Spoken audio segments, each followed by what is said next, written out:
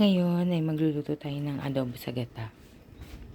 Kakailanganin natin ng manok, patatas, hiniwa sa cubes, sibuyas, bawang, coconut, milk, at pamintang buo.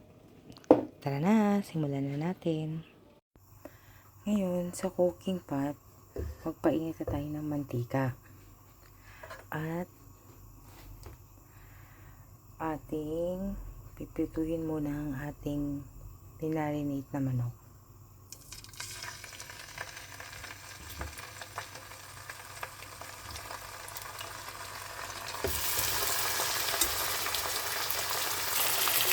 At hayaan muna natin itong maprito. Kapag nakita na nga natin na medyo ma-brown-brown yung kabilang side, ating binaliktad na. At hintayin natin na maging ganun din yung kabilang side. Kapag nakita na natin na okay na yung kabilang side, iset aside muna natin ito.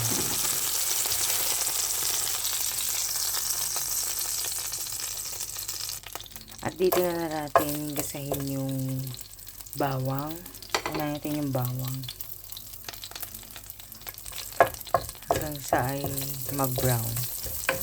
Pag ma-brown-brown na yan, isunod na natin ng sibuyas.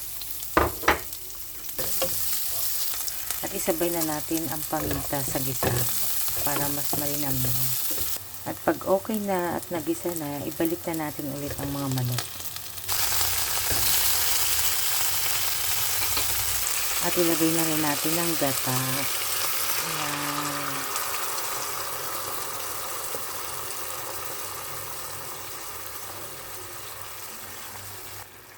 At hayaan lang natin itong kumulo. Kalipas nga ng 5 minuto, ating baliktarin ang manok.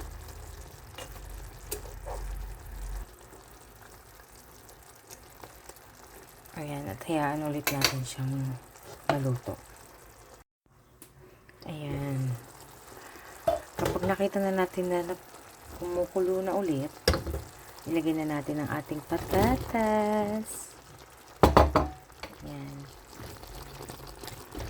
Ayan lang muna natin ang potatoes dyan.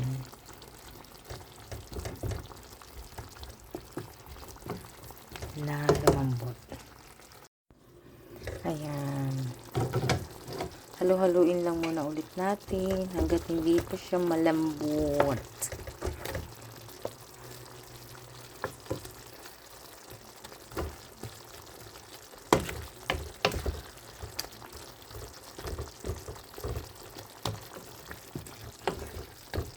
Ayan, takpan lang muna ulit natin.